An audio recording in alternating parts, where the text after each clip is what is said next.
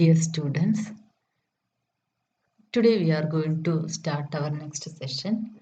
Just recall what we have discussed in our last class. We have discussed one theorem, and that theorem says that every permutation sigma you can write as a product of disjoint cycles. Okay, so we will discuss one problem first. Suppose we have given this sigma and write sigma as a product of disjoint cycles. So first what we have to do, just to recall the theorem, we'll start with 1, then consider the number 1, sigma square 1, etc. like this. And that numbers are 1, 5, 3, 7, etc. like this.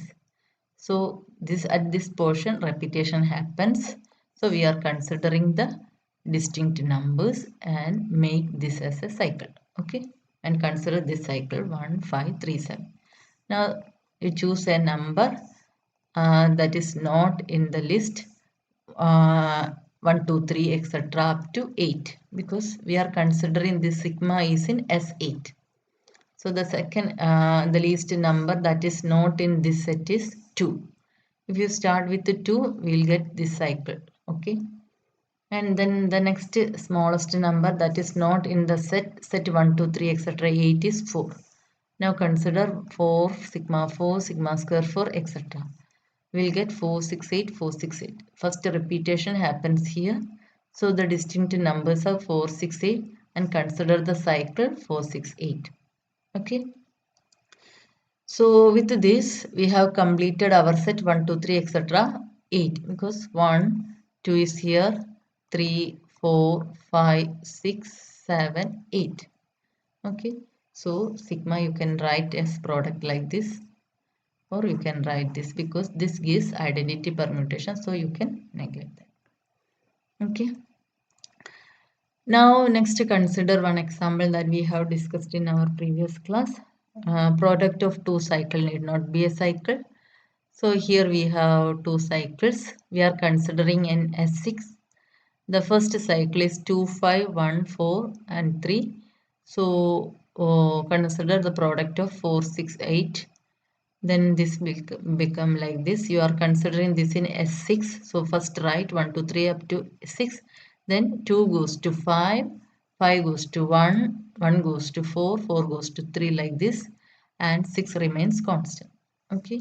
And what about the 4, 6, 2? In this 4 goes to 6, 6 goes to 2, again 2 goes to 4, all others remains fixed. Okay. So if you consider product, 1 goes to 1, 1 goes to 4. So 1 to 4. 2 to 4, 4 to 3. So 2 to 3. Then 3 to 3, 3 to 2. So 3 goes to 2. 4 to 6, 6 to 6. 5 to 5, 5 to 1. And 6 to 2, 2 to 5. Okay. And this again you can write as a product of cycle. Okay. Start with the first one. 1, 4, 6, 8. And now consider the next number, that is 2. 2 goes to 3, 3 goes to 2. Okay. With this we have completed this 1, 2, set 1, 2, 3, 4, 5, 6. Therefore, this product is same as this one. Product of two cycle need not be a cycle. Okay, it may be cycle. Okay, that we have discussed in our previous class. We get product of two cycle is again a cycle. In general, product of two cycle need not be a cycle. Now, if you consider sigma belongs to Sn. What is our set Sn? Sn is the set of all permutation on the set 1, 2, 3, etc. up to n. Okay, Sn is not the set, this one. The Sn is the set of all permutations. Okay, set of all 1, 1, 1 to function from the set 1 to etc. n to 1 to etc. n. Okay. So, as if you multiply any two composition of two permutation is again a permutation. If you take any positive power of sigma, that must belongs to Sn. Okay, but what about the number of elements in this set 1 to etc. n? This is n. That means number of 1, 1 on to function from the set 1 to etc. n to number of 1 to etc. n is a finite number. Okay, that means there exist positive integers I greater than j such that sigma I equal to sigma j. Clear? We have a set 1, 2, 3, etc. n is finite, and sigma is a permutation on Sn. That means sigma is a one on to function from the set 1 to etc. n to 1 to etc. n. As this set is finite, the number of function from one set to other set, finite set, is again a finite number. So if you consider powers of sigma, sigma 1, sigma 2, sigma 3, etc., infinite time, okay? Then clearly you can find in positive integers I and j such that I greater than j, such that sigma raised to I equal to sigma raised to j. Okay, so here smallest number is j. Now we are taking, we are multiplying this with sigma inverse. Okay, then what happens? Sigma raised to I equal to sigma j, sigma inverse. Okay, so what happens? This is actually I minus 1 equal to sigma j minus 1. Okay, then again apply sigma raised to minus 1. Sigma I minus 1 is equal to sigma j minus 1, sigma minus 1. Okay, so we get sigma I minus 2 equal to sigma j minus 2. In the final stage, repeatedly applying this, what we get? Sigma raised to I minus j, because I is greater than j. I minus j is equal to sigma raised to 0. But we know that sigma raised to I minus 1 is equal to sigma raised to 0 is the identity permutation. Okay, you can write like this, single cycle. Okay, so I minus j is equal to 1. So that means there exists, what is I greater than j means I minus j is positive. That means there is a positive integer m such that sigma raised to m is equal to identity permutation. Okay, that means, okay, this condition holds and this is a positive number. That means there exists a positive integer m such that sigma raised to m is equal to 1. Okay, that is in the case of permutation. Okay. Now, if you consider cycle, if sigma equal to a1, a2, etc., am is a cycle of length m, then applying sigma m times to any ai, what we get? We get ai. For example, here in this example, we are applying sigma. Okay. So we have this cycle 1, 5, 3, 7. What about the cycle 1, 5, 3, 7 in S8? 1, 2, 3, 4, 5, 6, 7, 8. What about the cycle 1, 5, 3 cents? 1 goes to 5, 5 goes to 3, 3 goes to 7, 7 goes to 1. All other remain fixed. Okay. So if you apply sigma to this permutation, sigma 1, 5, sigma 2, 3, sigma raised to 4 is 7, and sigma raised to 5 is 1, right, like this. Okay. So from this we get what? We get sigma, this is of length 4, and from here this is this is 1, sigma 1, and sigma raised to 4 of 1 is 1 itself. Okay, so sigma raised to some, if length of 1, then sigma raised to m of 1 is equal to 1. What about sigma raised to m of 2? Sorry, 3. 3 or 5. Suppose 5. Sigma raised to m4 or 5. What is sigma 5? Sigma 5 is 5 goes to 3. And sigma 3 goes to 7. 7 goes to 1. 1 goes to 5. Okay, here sigma, sigma, sigma, sigma. So sigma raised to 4 of 5 is 5 itself. Similarly, sigma raised to 4 of 3 is 3 itself. Okay, like this. So that's what tells here. If sigma is equal to this one is a cycle of length n, length m, then applying sigma m times to any ai, applying sigma m times to any ai, I varies from 1 to etc. m, gives ai. Okay, so the sigma raised to m of m is equal to identity permutation. Why? Sigma raised to m of, if you consider our example, sigma raised to m of 1 is 1. Sigma raised to m of 3 is 3. sigma raised to m of 5 is equal to 5, and sigma raised, sorry, actually 4. Sigma raised to 4 of 7 is 7. So if you consider sigma raised to 4, sigma raised to 4 is again a permutation in S6. 1, 2, 3, 4, 5, 6, 7, 8. Okay, in S8. Sigma, what about sigma raised to 4 of 2? 2 is already fixed by our cycle. Therefore, if you apply 2 and all other elements, 4 is again fixed, 6 is again fixed, 8 is again fixed. So if you apply sigma raised to 4, 1 is 1, and sigma raised to 4 of 3 is 3, and sigma raised to 4 of 5 is 5, sigma raised to 4 of 7 is 7. What about this permutation? Clearly, this is the identity permutation. Okay, so this is same as, so in this sigma raised to 4 is equal to 1. Okay, so if you consider any cycle of length m, then applying sigma m times to any ai, we get ai. That implies sigma raised to m is equal to identity permutation. Okay. Furthermore, m is the smallest positive integer of sigma that are equal to the identity element, because sigma raised to, if you consider our previous example, what about sigma raised to 3 of some 5? Sigma raised to 3 of 5 is, what is sigma raised to 3 of 5? Sigma raised to 3 of 5.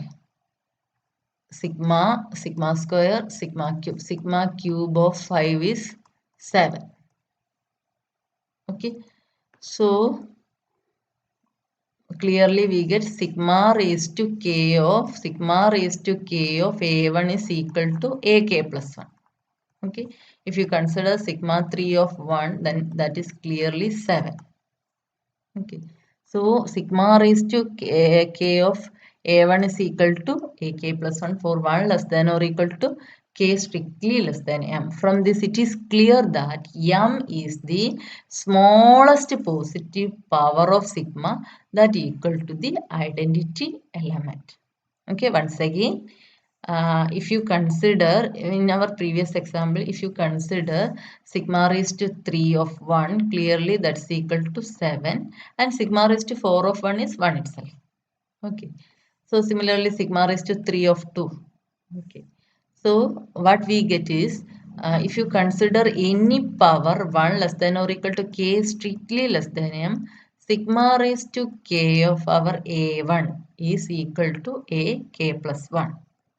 Okay, so m is the smallest positive integer such that sigma raised to m is equal to the identity permutation, because in all other cases this never leads to a1. Okay, so we get one new concept. There exists a positive integer such that sigma raised to m is equal to 1, and there exists a smallest positive integer such that sigma raised to m is equal to 1.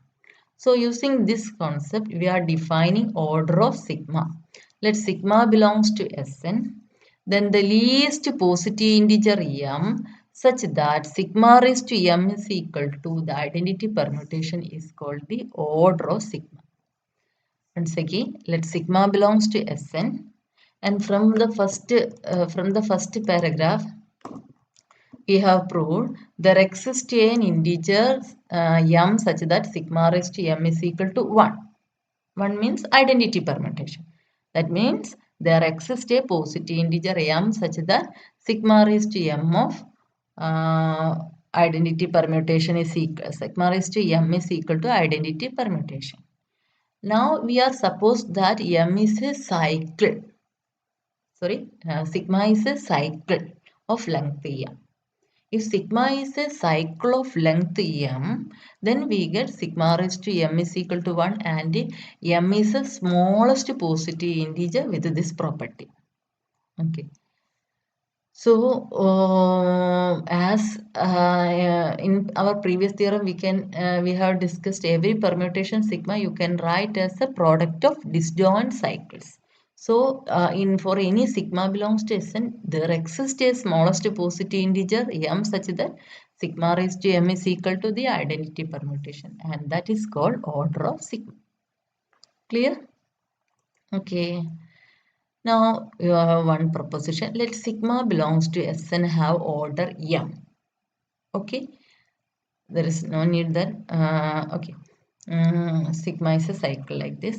And then the theorem says that for all integers I comma j we have sigma raised to I equal to sigma raised to j if and only if I congruent to j mod n. The theorem says that sigma raised to I is equal to sigma raised to j if and only if I is congruent to j mod n.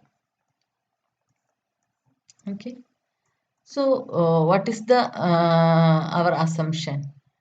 By assumption, m is the smallest positive exponent with sigma raised to m is equal to identity permutation. Because okay, because sigma belongs to Sn have order m. The definition of order is the smallest positive integer such that sigma raised to m is equal to the identity permutation. Therefore, as S belongs to Sn have order m, m is the smallest positive integer such that sigma raised to m is the identity permutation. Now we have to what we have to prove? We have to assume this condition and we have to prove this one. Conversely, we have to prove assume this condition and we have to prove this. Okay. So we assume the first condition sigma raised to I is equal to sigma raised to j for any integers I comma j. Okay. Then multiplying by sigma raised to minus j shows that what happens? Sigma raised to I minus j is equal to sigma raised to j minus j, which is equal to sigma raised to 0, which is equal to identity permutation. Okay. So I when there exists as I greater than j, or you can we are supposing I greater than j. That means I minus j be a positive integer. Okay. So I minus j is an integer and I minus j you can write as positive or negative. There is no problem. Okay. I minus j you can write as some qm plus r because we know that using division algorithm we can write like this. And m is a positive integer. Okay. And then there exists integers q and r such that I minus j equal to qm plus r. Okay, now what about identity permutation? This is equal to sigma raised to I minus j and you replace this I minus j by mq plus r.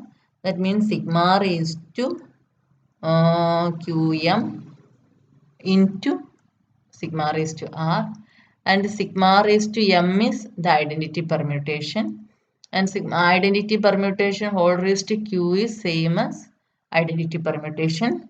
Therefore, this is equal to sigma raised to r. Once again, one identity permutation equal to sigma I minus j and this is equal to I minus j you can write as qm plus r mq plus r. That means sigma raised to mq into sigma raised to r. Sigma raised to mq means you can write as mq what you can write sigma raised to m is 1, so 1 raised to q. So identity permutation, if you operate identity permutation q times, we will again get a identity permutation into sigma raised to r. Thus we get sigma raised to r is equal to identity permutation. But what we have, r is strictly less than m and m is the smallest positive integer which satisfies this condition. Okay. So the only possibilities is sigma raised to 0. We have sigma raised to 0 is the identity permutation. And here we have sigma raised to r is the identity permutation. And r is strictly less than m. But m is the smallest positive integer such that sigma raised to m is equal to 1. So the only possibility for r is r must be equal to 0. Because we have sigma raised to 0 already equal to identity permutation.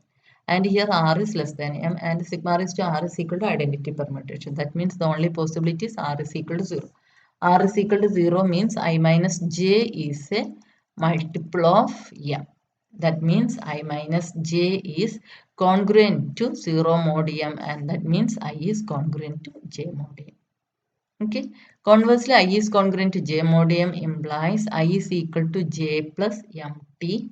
Okay. That means sigma raised to I equal to sigma raised to J plus MT, sigma raised to J into sigma raised to MT, and that's equal to sigma raised to J into sigma raised to MT. Okay. And sigma raised to M is the identity permutation, and that's equal to sigma raised to J. That completes our proof. Now moving to last proposition. If sigma belongs to Sn can be written as a product of disjoint cycles, then the order of sigma. Okay. If sigma is a permutation in Sn and sigma is a cycle, then order of that cycle is the smallest positive order of that cycle is length of the cycle. Okay. Now, if sigma is not a cycle, then you can write sigma as a product of disjoint cycles. Okay. So, what about the order of sigma in that case? The theorem says that if sigma is a product of disjoint cycle, then the order of sigma is the least common multiple of the length of its cycles. Okay. If sigma is a product of disjoint cycles, then order of sigma is the LCM of length of the cycle. For example, if you write sigma as the product of cycle like this, okay, this is a disjoint cycle, and order of this sigma is, here we have 3 numbers, here we have 2 numbers. LCM of 3 and 2, that's equal to 6. Order of sigma is 6. But if this is like this sum 3, 4, this is not a product of disjoint cycle, therefore we cannot apply this theorem. Okay. If sigma you can write as a product of disjoint cycle, then order of sigma is the least common multiple of length of its cycles. Okay. So we start with a cycle. If sigma equal to A1, A2, etc. AM, then sigma has order M. Furthermore, if sigma raised to k equal to identity permutation, then m divides k by previous proposition, because we have sigma raised to I equal to sigma raised to j implies I is congruent to j mod m. Okay. And from this sigma I minus j is equal to identity permutation. Okay. Identity permutation. That means I minus j is congruent to 0 mod m. That means I minus j is a multiple of, what we get, multiple of, you can write some multiple of m. So from this what we get, I minus j equal to mq, I minus j, for I minus j we replace some t equal to identity permutation. From this clearly t is a multiple of m. That means m divides t. Okay. Or for t you can replace it by k. So from this we get, from our previous proposition we get sigma raised to k equal to 1, then m divides k, then m divides k. Okay, clear? Once again, if sigma as order m, if sigma, what we have to prove? We have to prove sigma is the order of sigma is the least common multiple of length of its cycle. Okay, if sigma is a cycle, then sigma is order m. Furthermore, sigma raised to k equal to identity permutation, then m must divide k. Okay. Now, if sigma is equal to product of disjoint cycles, then sigma raised to j you can write as this whole raised to j into this whole raised to j. Since a1, a2, etc. am commutes with b1, b2, etc. br. See, if sigma raised to j equal to 1, then a1, a2, etc. am raised to j also equal to 1. Okay, 1 means identity permutation, because this is whole product is equal to 1 means this each term is equal to 1. Okay, because in this case bi leaves ai fixed, Similarly, A1, A2, etc. AM leaves BI fixed. Okay. So that means this J equal to 1. Okay. Now this means A1, A2, etc. AM whole raised to J equal to 1 means what is the meaning of that? M divides J. Now B1, B2, etc. Bj whole raised to J equal to 1 means what? R divides J. Okay. R divides J. So this happens only if M divides J and M divides R divides J. So M divides J, R divides J means clearly LCM of least common multiple of M and R is a divisor of J. Once again, this A1, A2, etc. AJ, AM whole raised to J equal to identity permutation. B1, B2, etc. B raised to R whole raised to J equal to identity permutation. This is equal to identity permutation. Sigma raised to K equal to identity permutation means M divides K. So here M divides J and here B1, B2, etc. BR. So R divides J. M divides J, R divides J. That means, but yeah, both M and R divides J. That means LCM of M and R also divides J. Okay. Now LCM of M R is a divisor of J, which is the smallest number. Which LCM of M and R is a divisor of J. The smallest such J is LCM of MR. Okay, once again, LCM of MR divides J, or some you can use some examples, okay, to clear that term. LCM of MR is a divisor of J, and the smallest J with with this property is LCM MR. Okay, once again, we have 5 divides 10. Okay, and which is the smallest number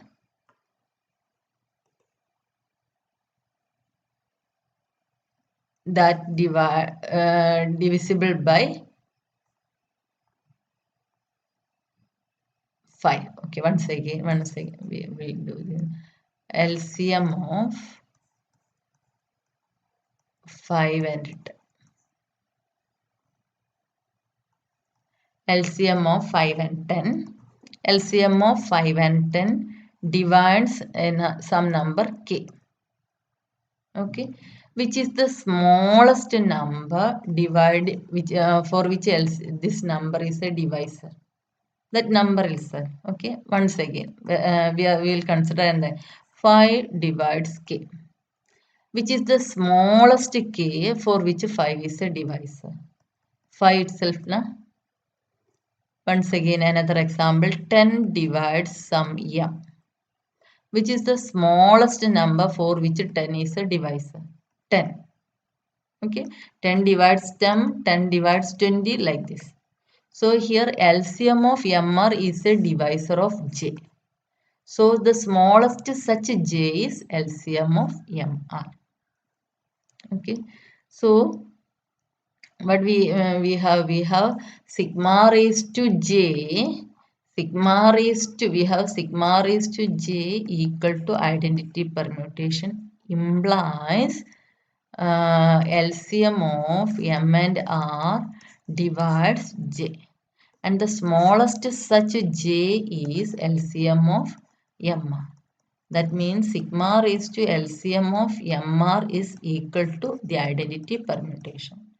That means sigma raised to LCM of MR equal to identity permutation means order of sigma is LCM of MR, because LCM of MR is the smallest positive integer for which sigma raised to LCM of MR is equal to the identity permutation. Clear? Therefore, what we get? The order of sigma is the least common multiple of length of its cycles. Okay. Now, if you consider two cycle, this is of order 4 and this of order 3. Okay, disjoint cycle. Now, what about the order in S8? 4 into 3, LCM of 4 into 4 and 3 is 12. Now, what about the permutation? This is 3 and this is 3, 6. What about the LCM of 3 and 6 is 6. Okay. Once again, I will move to proof. We have taken a sigma and sigma is order m. From this, you can apply this result and we get sigma raised to k equal to identity permutation. Then m divides k. Okay. So if sigma is a product of any two disjoint cycles, then sigma raised to j you can write like this. Okay, and sigma raised to j equal to 1 implies a1 etc raised to j equal to 1 and this equal to 1. Okay, because bi's leaves ai fixed, that means m divides k and m divides j, that means both that means m divides LCM of m and r, or LCM of m and r divides j. Okay, once again LCM of m and r divides j, and which is the smallest j such that a raised to j equal to 1, that is the LCM of m. Okay, thus we have completed this proof in the case of two cycles. If sigma you can write as a product of two disjoint cycles. This theorem you can extend to general case also. Okay, if sigma you can write as a product of 3 cycle, if sigma you can write as a product of 4 cycle, etc. Okay, that's all for today's class.